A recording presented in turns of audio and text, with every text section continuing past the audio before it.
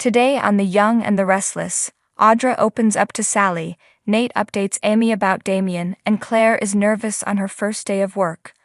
All products and services featured are independently chosen by editors. However, may receive a commission on orders placed through its retail links, and the retailer may receive certain auditable data for accounting purposes. Audra comes down the steps of Nate's penthouse and gives him a peck on the cheek. She can't believe she slept so long. All these late mornings will throw her internal clock out of whack. Nate plans to make the most of her free time and suggests she savor the downtime before heading back to work. She says she's enjoyed their leisure time and even dinner with his family. When there is a knock at the door, she hopes it isn't family breakfast. It's Amy. Audra tells her how much she got out of her holiday with Nate, and he tells Amy that's a big deal coming for her. Amy advises Audra to enjoy every moment of them. After Audra exits, Nate announces that he has news about Damien. The PI tracked him down to LA. He's been moving around a lot, quitting a long string of jobs. This is no surprise to Amy, who says her son has so much untapped potential. Nate tells her that he will be on the first flight out when they get confirmation of where he is. He urges her to keep hope alive. As she hugs and thanks him, he admits this is becoming important to him too. At the Newman Ranch, Nikki helps Claire put the finishing touches on her outfit and notices something is wrong. Claire admits she didn't sleep well. She's nervous because she's afraid she will let her down. Nikki reminds her that she was the best assistant she ever had. Her granddaughter still worries that her brain might stop working and she won't be good at her job. She spent months talking mostly to a 7-year-old.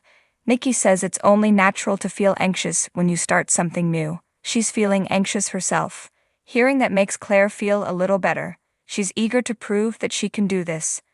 I have no doubt that you are going to shine, says Nikki. Nikki takes Claire into the chancellor office. Esther is there to greet them with flowers and explains that the blooms are for Claire. She reads the card. They're from Kyle. Once Esther returns to her post, Nikki asks her assistant what's wrong. Taking off her coat, Claire admits she's still thrown by the warning Victor gave her. They discuss how he used Kyle at Glissade. The two of them rehash the details and Nikki urges her to follow her heart about this if it concerns her. She offers to run interference with Victor if she needs her to.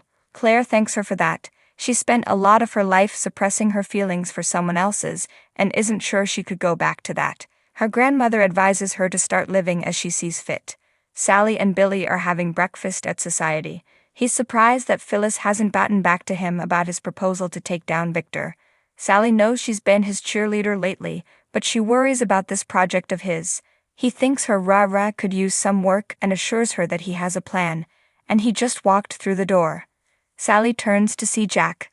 Sally meets up with Audra at Crimson Lights. They talk about their late nights and Sally is impressed that her friend even manages to crack a joke about Glissade. Audra is surprised to hear that Sally sent Billy off to help Phyllis last night. Sally makes it clear that he made his way back to her door by the end of the night. When Audra fills her in about her night with Nate's family, she admits she cried, which makes no sense to her. The Spectre wonders if the tears were a calculated manipulation on her part. Audra admits the tears were real and no one was more surprised by that than she was, not that this means she's going to start weeping at sappy movies.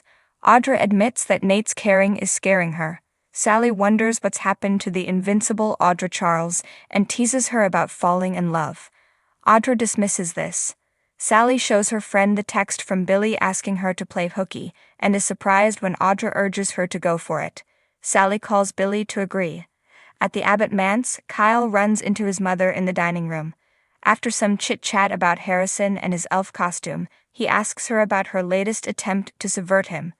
Earlier, he went to Jabba and discovered that she hasn't moved out of his office. Diane insists she's been trying to and has asked the maintenance department to prepare her new office. She's confused because she thought they were in a good place. Fidgeting, Kyle explains that he had a conversation with his father about whether or not she could be trusted. Diane wonders why that's even a topic of conversation. Kyle mostly believes that she meant well and they have reconciled. However, she spent a lot of time trying to convince them all that she cared more about power. Is it a surprise that he would be suspicious when he found she hadn't moved out of her office? Diane is upset that Kyle feels this way and feels awful that he's been hurt by the ruse. Kyle feels it was all too real and raw to be totally fake. Diane takes this to mean that he still thinks she's the terrible person she pretended to be. Diane doesn't know how Kyle can be backing away from their reconciliation. He doesn't know what to think right now and is trying to be honest rather than letting the hidden resentment build. They have made progress and that means a lot to him. It's opened his eyes to things he hadn't seen about himself. Kyle says there is one last obstacle he needs to get past, and he's not sure how she can help him do that. On his way out, Kyle tells his mother he thought it was best for him to be candid. He gives her a kiss on the cheek and exits. Jack arrives moments later, and Diane fills him in about her latest conversation with their son. Shaking his head, Jack worries that someone has changed Kyle's mind. He tells Diane not to worry and promises they will be okay. I know I still have to prove myself to Kyle, but do I also have to prove myself to you? She asks.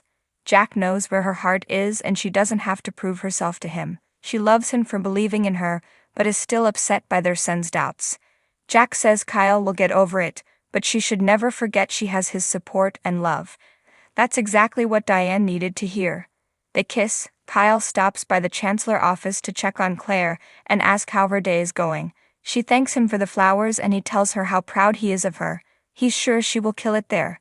Her first day calls for a celebration, so Kyle suggests dinner. They kiss. Next on The Young and the Restless, Jack and Tracy recall memories of Christmas past.